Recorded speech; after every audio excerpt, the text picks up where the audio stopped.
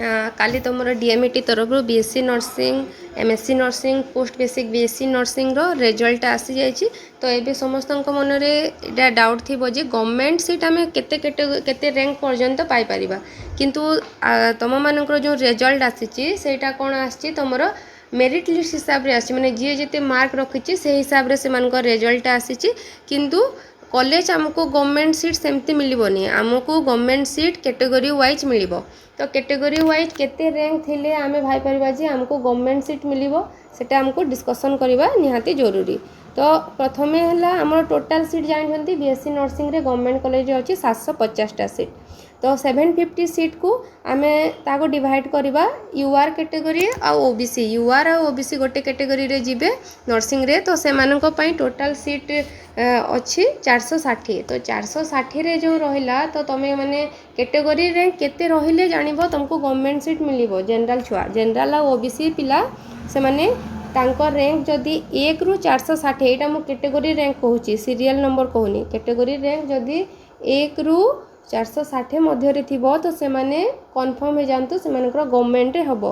किंतु एठी मु लिखिची देखो अप टू 500 कहीं लिखिची कारण जो पिला माने एग्जाम देछंती से मानक भितर किए इंजीनियरिंग पाई अप्लाई करथिबे कौ पिला माने ओयूएटी देथिबे आउ कौ पिला माने अन्य कोनसी +3 करबा पे इच्छा करिवे अलगा जो भी कोर्स अच्छी बीफार्म अच्छी डीफार्म अच्छी किए कौन सी अप्लाई करते सेठी हो जाइथिबा तांकर तो से माने से कैटेगरी को भी चूज करके जाई परिबे से कोर्स रे। तो सेति पई मु अप टू 500 देछि।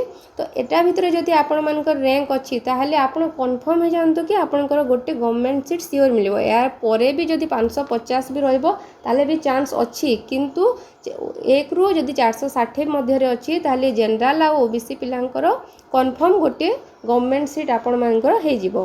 तापर है एसटी कैटेगरी रे अप टू 168 पर्यंत आम जापर जे आमर कैटेगरी रैंक जदि अच्छी आम कन्फर्म गवर्नमेंट सीट किंतु 180 पर्यंत भी आम एक्सपेक्ट करिपरिबा जे आमर गवर्नमेंट सीटा मिल जिवो बोलिकी।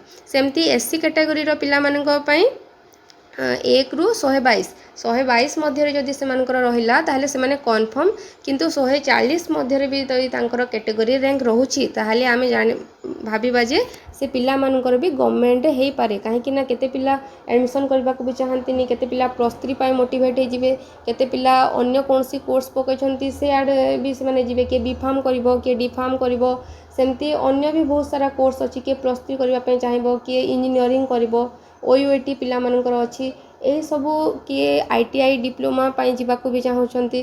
तो ए सबू केस रे पिला माने कौन करेंगे डिवाइड हो जिवे। तो जदि कैटेगरी रैंक तुम मानकर जदि अच्छी एठी जेते लिमिट दिखाई ए भितर जदि अच्छी ताले कन्फर्म हो जाओ तुम कैटेगरी रैंक हिसाब रे तुमको सीट अलॉट गवर्नमेंट सीटा सियोर अलॉट हो जिवो।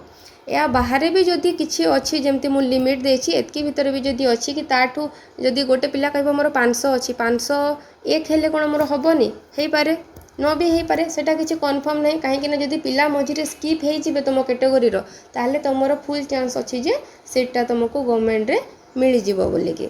यह थिला बीएससी नर्सिंग पिलांको पई अपडेट। आउ जो पिला माने कहउचंती कि खाली गवर्नमेंट रे कोन करि हबो प्राइवेट रे करि हबोनी कि प्राइवेट रे भी करि हबो पिला माने प्राइवेट रे तुमर बहुत सारा सीट अच्छी। तो प्राइवेट कॉलेज कौन कॉलेज रे कले बेटर कौन डिस्ट्रिक्ट पई कौन कॉलेज तुम मानक पई सुइटेबल हबो कौन फैसिलिटी अच्छी से सब एबाउट जदि जानिबा पई चाहछो ताहले कमेंट करिवो मु आ गोटे वीडियो सेति पई नै आसीबी। तो यहाँ थिला बीएससी नर्सिंग रो गवर्नमेंट कैटेगरी रो रैंक। तापरे जदि किए चाहते एमएससी नर्सिंग रो कैटेगरी वाइज रैंक जानिबा पई गवर्नमेंट सीट रो ताहले भी कमेंट करिवे सेटा भी मु आपन मन को अपडेट दे देबी। आउ जो छुआ मानकर गोटे डाउट थिला कि एनएम और जीएनएम जो पिला माने आर्ट्स करछंती कि एंट्रेंस देई नाहंती से माने चाहूतिबे कि हमरो जीएनएम एनएम कोर्स रे अप्लाई करबा पई।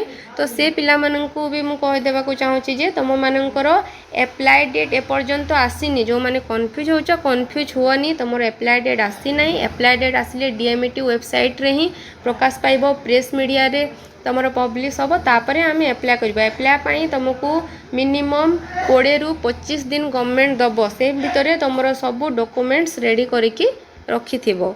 आउ सेटा भी आसीबो तुमरो आइदर जून रो लास्ट वीक रे आसीबो न जुलाई फर्स्ट वीक रे अप्लाई पई आसी जिवो। ओके पिला माने आउ जदि कहार किसी डाउट अच्छी ताहले कमेंट रे पचारि पारिबे मु से ऊपर आपण मानकु वीडियो करके देबी।